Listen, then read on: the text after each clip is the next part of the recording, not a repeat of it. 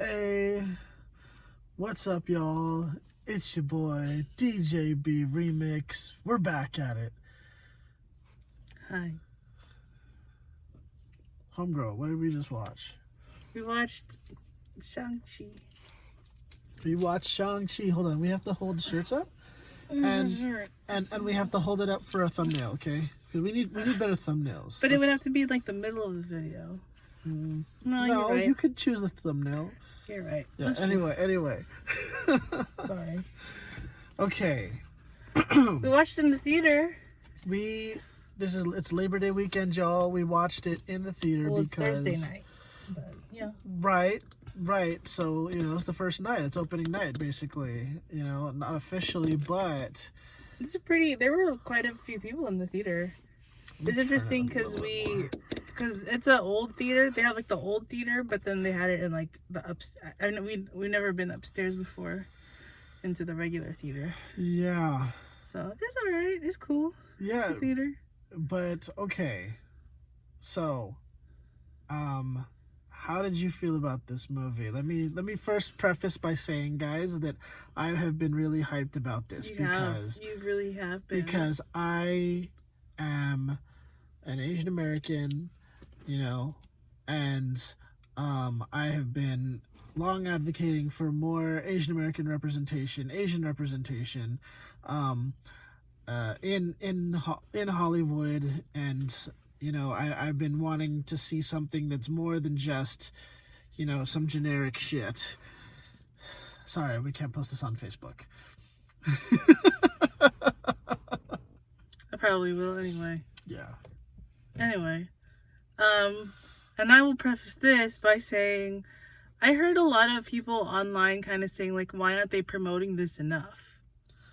Like, there was a video of, like, someone saw toys in, like, the clearance section for Shang-Chi, and they're like, but this movie hasn't even come out yet. Why is it on clearance? I don't know how real, and I could be recalling that wrong, but people just felt like it wasn't being as promoted as much. Sure. Also, I will double preface it. They had this like trailer thing in the beginning, and it was like for like the next 5 years of Marvel. I've seen that. And I'm like, oh my god, like when did they start this stuff in the first place? Like 2008. 2008 or whatever, 2008, 2012. I was like 2020, like that's still far. I can't even think that far, and now it's 2021. And like they're like 2025. I'm like, I'm tired just watching this. Like there's so much that they're doing, and like, but I'm not a Marvel fan. Huh? Who? Me? You are not a Marvel fan. I'm not. But I am like, it's like, wow, like they are killing the game in terms of like short-term, long-term thinking, storytelling, and like investing in actors, and like it's crazy. And they're just like seamlessly like making them all interconnect, like the TV shows and the movies. Like, I like how you're saying all this like you're upset that this is happening. I mean, I don't know how I feel. I am impressed.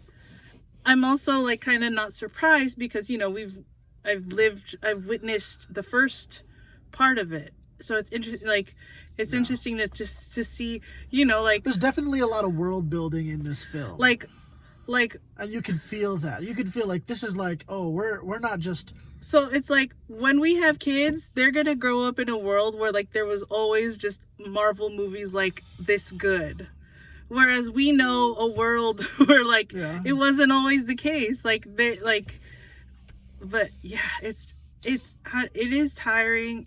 I'm impressed. I'm also just like, big machine, F you Disney. I'm tired of this. But also they made a movie that had a bunch of Asian people in it, and it was I think it's a beautiful representation of San Francisco, and so I can't be mad at it. I don't know. It's sure. I don't know. Just San Francisco? I mean, what do you mean? Okay. So I felt like that was kind of a small part of the film. but I appreciated the part that I saw. Like, Yeah, okay, I don't know. of course. They showed like Clement Street, and that's like, there's Chinatown in San Francisco, but that's like the Chinatown. Like, we remember we went there with my family. Like that, like my mom loved to go to that area because it has all the. They didn't go to like the Pagoda Chinatown. Yeah, they went to the real Chinatown. And it just like these, they're like they're like lower class people. The guy lived in a garage. I'm like, I know people who have had to like. That's what they do to make ends meet living in San Francisco, living in a garage or a converted garage. Well, I mean, it's true because it's like, how can you actually believe he could afford his own place working in San Francisco, one of the most expensive places as a valet in the world to live. for like the Fairmont, hotel. Right, so that's he's probably paying $1,200 a month for that place. So, I'll also, I mean, just for a garage. I'm gonna go in because I know you gonna go off. So let me just say what I want to say. Okay. But also, no. Okay. So, but also like another theme that I got is like the generations. Well, okay. Yes, can we, before we go into that though, I just want to know what you think, like, overall. I enjoyed it. Okay. I always kind of like, it's like, we're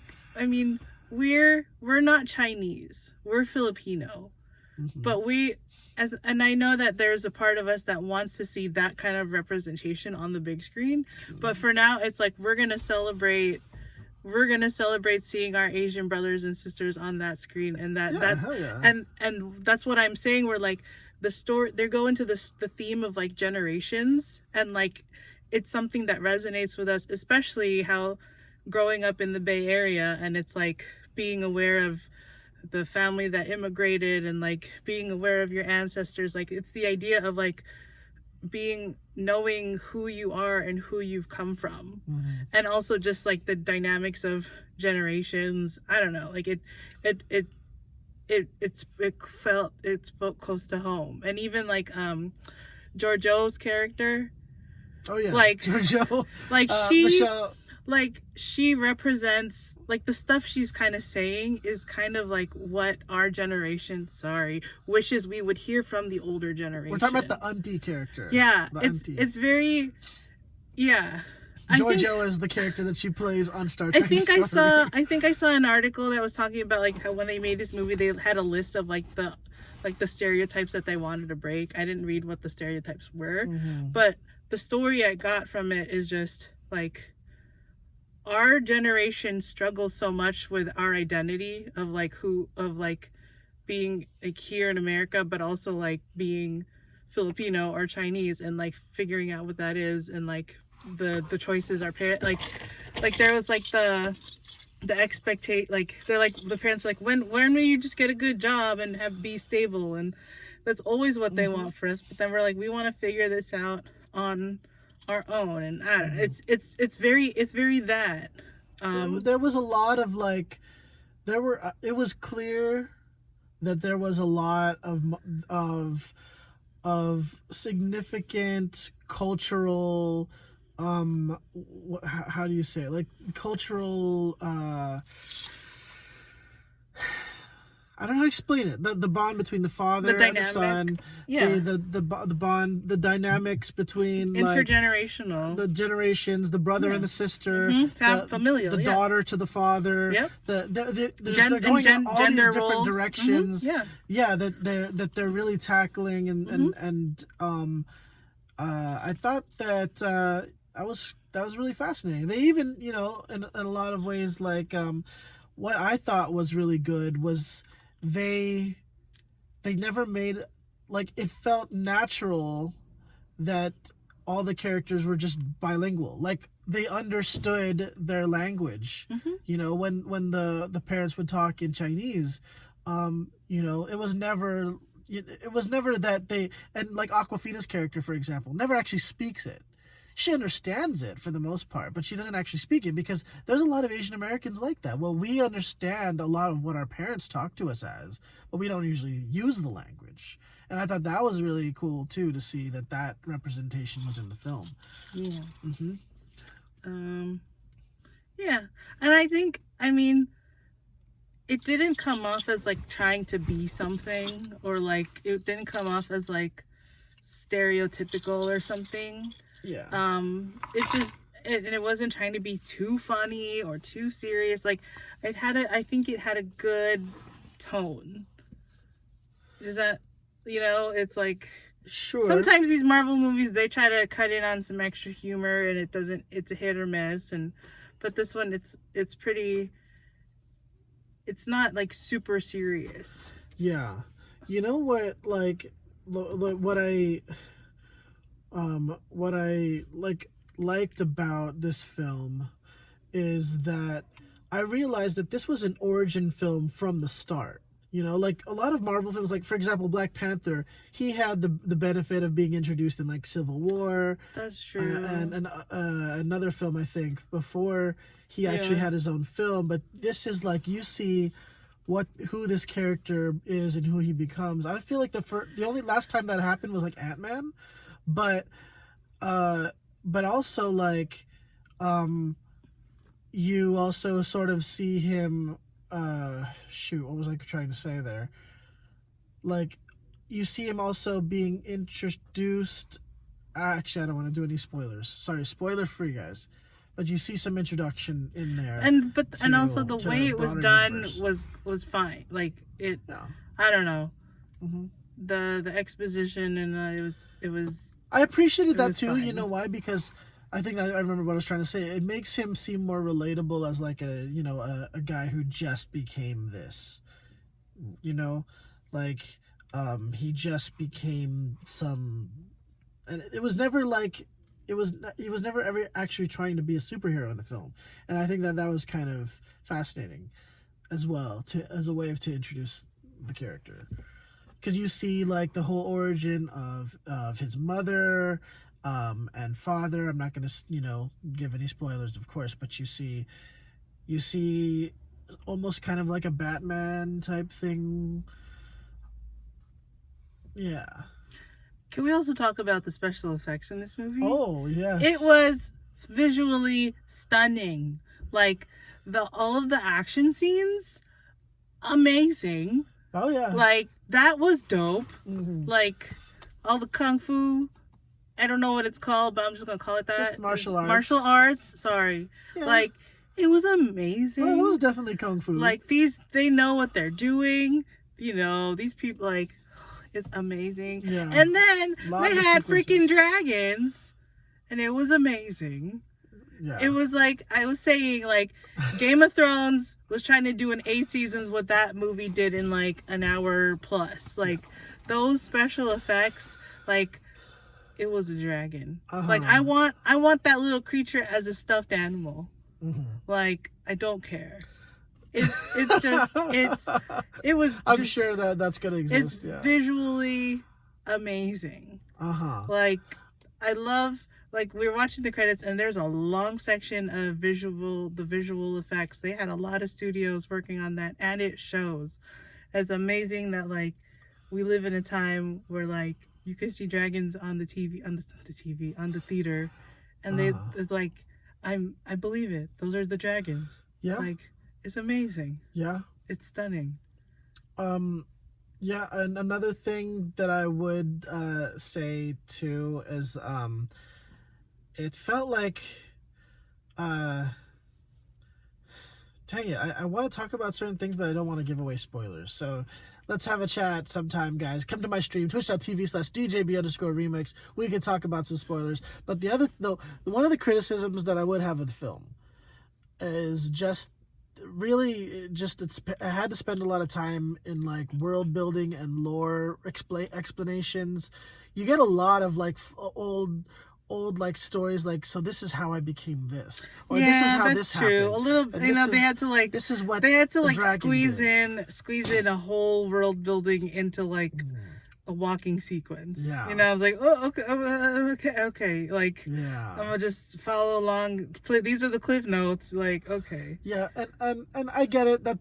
Those are the things that need to happen in order for people to get invested in this character. I feel it, because it's also like the idea, like. For the duration of that movie, I was made to believe that the thing that was the threat was a really big threat. Yeah.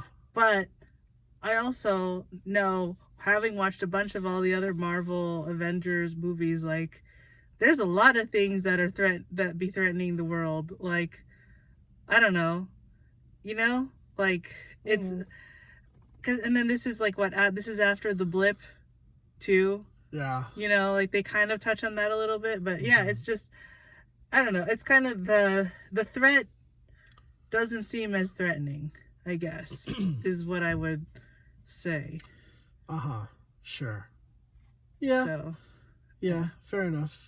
I don't know. Like, Marvel is doing a lot of, like, if you don't defeat this thing, the whole world will fall apart. It's like, I mean, it's not. We've seen this already. Like, That's the thing about Marvel. It's what like, else can you threaten the world with? every movie has to, like, up the You scale. can't. What we can't threat. How much can we? It's No. yeah. I don't know. Sure.